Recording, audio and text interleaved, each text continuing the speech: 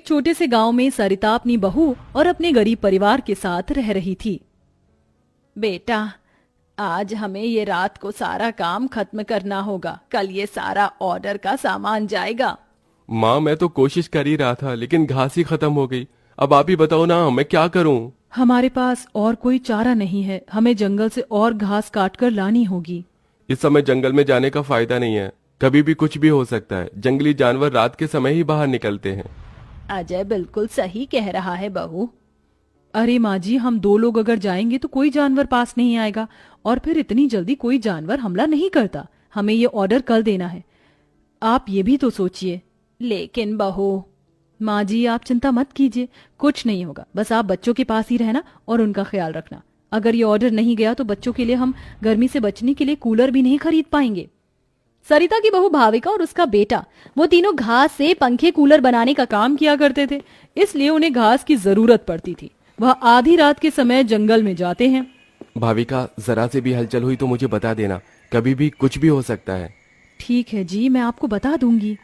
अजय और भाविका दोनों ही जंगल में घास काट रहे होते हैं, तब उन्हें झाड़ियों से आवाज आने लगती है। क्या तुमने भी वहां से कोई आवाज सुनी है? हाँ जी, मैंने भी सुनी है। मैंने तुम्हें कहा था ना, इस समय आना ठीक नहीं है। चलो देखते हैं उधर क्या है। भाविका और अजय झाड़ियों के पास जैसे ही जाते हैं, उन झाड़ियों के पीछे से एक आदमखोर भेड़िया निकलता है। भाविका, भागो यहाँ से, यहाँ पर तो बहुत खतरनाक भेड़िया है। अजय और भाविका दोनों अपनी जान बचाकर भागने लगते हैं। अजय, अब हम लोग क्या करें? कहीं भेड़िए ने हमें खा लिया तो? रुकना मत, बस भागती जाओ। भागते भागते वो दोनों जंगल से किसी तरह बाहर निकल आते हैं और भेड़िया उनका पीछा छोड़ देता है। जान बची तो लाखों पाए, लौट के बुद्धू घर को आए। रास्ते में चलते हुए आधी रात के समय उन्हें गांव के एक कूड़े के ढेर के पास एसी पड़ा हुआ नजर आता है। अरे देखो जी, यहाँ पर एसी पड़ा है। अरे पता नहीं किसका होगा, चलो यहाँ से चलते हैं। मुझे लगता है किसी ने ऐसे ही डाल दिया होगा। मैं तो कहती हूँ इसे लेकर चलते हैं। भाविका अजय को एसी ले जाने के लिए मना लेती है, जिसके बाद वो दोनों उस एसी को घर ले आते हैं। तुम दोनों तो घास लेने गए थे, ये क्या लेकर आ गए हो? ये हमें रास्ते में पड़ा मिला। जब हम कूलर पंखे बना लेते हैं तो एसी भी बना सकते हैं। इस खराब एसी को छोड़ो और ये बताओ, क्या तुम घास लेकर आई हो? सरिता के ये बोलने के बाद जंगल की दुर्घटना के बारे में दोनों बताते हैं, जिसे सुनकर सरिता हैरान रह जाती है। अच्छा, इसका मतलब बहुत बड़ी मुसीबत से बचकर आए हो तुम दोनों, और साथ में ये कचरा उठाकर ले आए।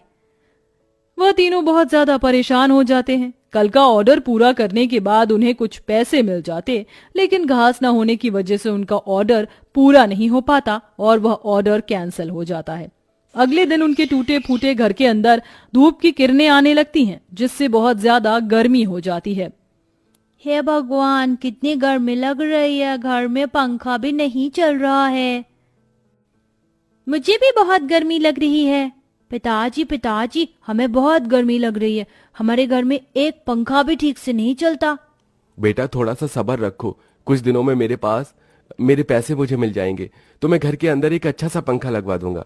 हमारा वो ऑर्डर तो कैंसिल हो गया, लेकिन सुबह में घास ले आई थी मैं। चलिए गांव वालों के कूलर और पंखे में घास लगा देते हैं, उससे कुछ तो पैसे आएंगे। हाँ, तुमने सही कहा। भाविका और अजय दोनों मिलकर पुराने कूलरों के अंदर घास लगा रहे होते हैं और यहाँ घर में राजू दिशा गर्मी से परेशान हो रहे होते हैं। काश कि हमारे घर में भी कोई एसी होता। तभी दिशा की नजर उसके पिता के लाए हुए एसी के ऊपर पड़ती है। अरे राजू, जरा इसे देखो, लगता है पिताजी हमारे लिए एसी लेकर आए हैं, पर उन्होंने ये एसी अभी तक क्यों नहीं लगाया? क्योंकि ये एसी खराब है, बस इसीलिए। कल रात तुम्हारे माता पिता को यह कूड़े करकट में मिला था। ये सुनने के बाद राजू इस बात से तो खुश होता है कि उसके पिताजी पुराना ही सही, कम से कम एक एसी तो घर पर लेकर आए। कुछ देर बाद वह अपने दोस्तों के पास खेलने चला जाता है। ढोलू ढोलू, कहाँ हो तुम? चलो खेलते हैं। आज मैं नहीं आ सकता, बहुत गर्मी है और इतनी गर्मी में मेरा मन नहीं कर रहा है आने का, क्योंकि मेरे घर के अंदर एसी लगा हुआ है। मैं उसकी ठंडी हवा में ही बैठना चाहता हूँ। क्या कहा, तुम्हारे घर के अंदर भी एसी है? हाँ, और हमारा एसी बहुत अच्छा चलता है, बहुत ठंडा कर देता है घर को। राजू यह सुनकर बहुत खुश होता है। वह वापस अपने घर पर आता है और अपने पिता से कहता है, पिताजी पिताजी मेरे लिए एसी ठीक कर दीजिए, बहुत गर्मी होती है घर के अंदर, मेरे सभी दोस्तों के पास एसी है। राजू बेटा, मैं एसी ठीक करने वाला नहीं हूँ।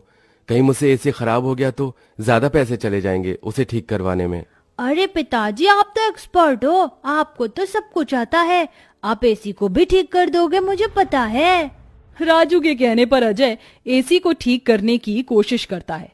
अजय को लगता है कि उसके ठीक करने पर एसी ठीक हो गया होगा, लेकिन एसी ऑन होते ही उसके अंदर से धुआं निकलने लगता है। ये क्या हो गया, लगता है ये एसी खराब है, फेंक दो इस एसी को। राजू गुस्से में ऐसा कहकर चला जाता है, जिसके बाद उसे इस तरह देखने से उसके दोनों माता पिता परेशान हो जाते हैं। हमें हमारे बेटे के लिए एक एसी तो बनाना चाहिए। भाविका और अजय दोनों अब सारे काम छोड़कर उस एसी को ठीक करने में ही लग जाते हैं। वह उसकी ठंडी हवा खाने के लिए उसके चारों तरफ हरी घास लगा देते हैं, जिससे कि उस एसी की हवा और भी ज्यादा ठंडी हो जाए। चलो अब एसी तैयार है, इसे चलाकर देखते हैं। भाविका जैसे ही घास का एसी चलाती है, अचानक से उस एसी के आंख नाक मुंह बन जाते हैं।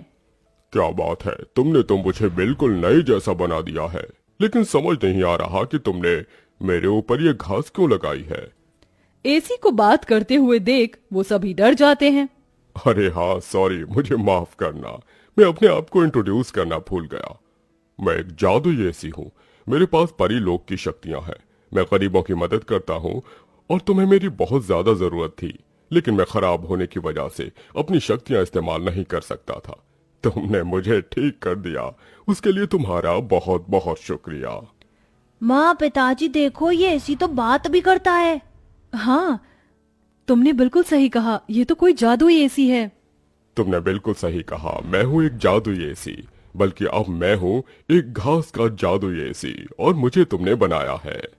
ये घास का जादुई एसी चलता भी है या फिर बस बातें ही करता है? तभी जादुई एसी के अंदर से ठंडी ठंडी हवाओं के साथ घास के बने हुए एसी निकलने लगते हैं। अरे वाह, इसकी ठंडी हवाओं के साथ इसके अंदर से तो घास के बने एसी भी निकल रहे हैं। यही तो मेरा जादुई कमाल है, मेरी ठंडी हवाओं के साथ तुम्हें घास का एसी भी मिलेंगे। ये तो सोने पर सुहागा हो गया। ऐसा जादुई एसी मैंने कभी नहीं देखा।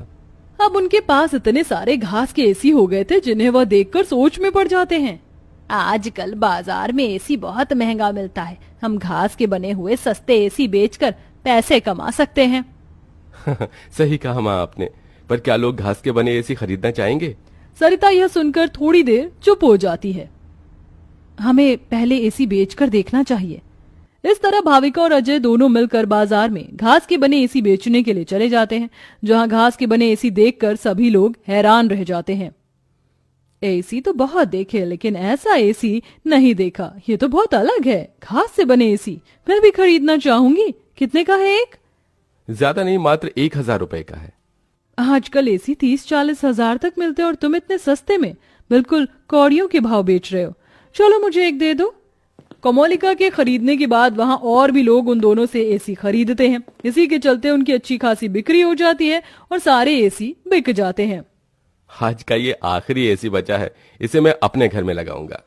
अजय घास का एक एसी अपने घर में भी लगा देता है और घास के जादुई एसी का इस्तेमाल वो बस तभी करता है जब उसे एसी बेचने के लिए पैसे चाहिए होते हैं। जादुई घास के एसी, अपनी ठंडी ठंडी हवाएं दो, जिससे मुझे तुम्हारे जादुई घास के एसी मिले।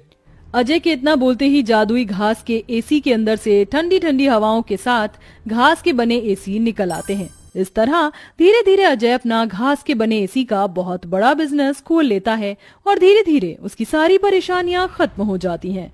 अब वह गरीब परिवार खुशी खुशी रहने लगता है।